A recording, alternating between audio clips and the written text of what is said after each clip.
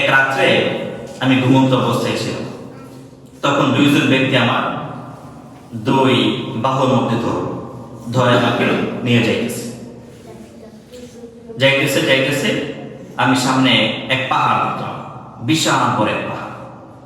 দুইজন বলতেছে, ইয়া রাসূলুল্লাহ, আপনি এই পাহাড়ের উপরে ওঠেন।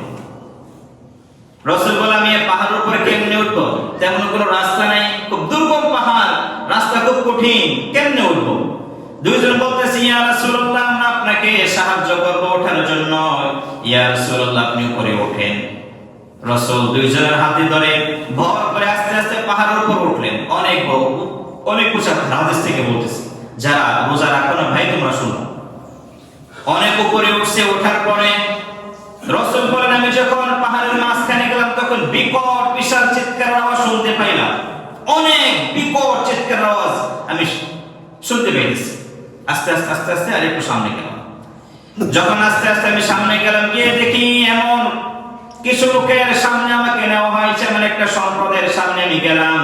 আমি তাদেরকে দেখলাম, তাদের পাগুলো উপরে তুলে তাদেরকে লটকিয়ে, মাথাটা নিচে দিয়ে পার সাথে দড়ি বেঁধে তাদেরকে এরকম করে লটকিয়ে রাখা হয়েছে ওই স্থানে। খেয়াল করে, পাটা উপরে, মাথা নিচে। আর আমি দেখলাম তাদের গালগুলো করাত দিয়ে একটু টানে টেনে ছিঁড়তেছে গালগুলো। আর লোকেরা চিৎকার করতেছে, পা উপরে, মাথা নিচে, গালগুলো করাত দিয়ে ছিঁড়তেছে। আমি বললাম, কি ব্যাপার ফেরেশতারা, তাদের এইরকম শাস্তি কেন?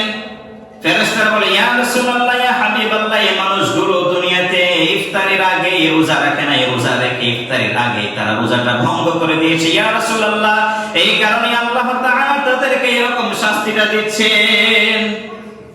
রোজা ভঙ্গ করে ফেলেছে, রাখে নাই না, রাখছিল ইচ্ছা কইরা, মন চাইছে না, রাখবো না, থাক না, হবে কি না হবে?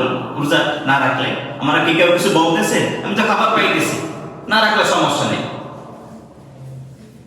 সাহাবায়ে কেরাম, ফেরেশতারা বলতেছে, ইয়া রাসূলুল্লাহ, তারা ইফতারের আগে রোজাটা ভঙ্গ করে ফেলেছে, যার কারণে আল্লাহ তাআলা তাদেরকে এরকম শাস্তি দিচ্ছে। এবার ভাবেন, তারা রোজাটা ভঙ্গ করছে, তাদের এই শাস্তি। আর আমরা যারা রোজা রাখি না, তাদের কি শাস্তি হবে? ভাই, যারা রোজা রাখো না, তোমাদেরকে অনুরোধ জানাই, একটা বেলা না খেলে তুমি একবারে তোমার শরীর নষ্ট হবে না, স্বাস্থ্য নষ্ট হবে না। কেন রোজাগুলো রাখো না?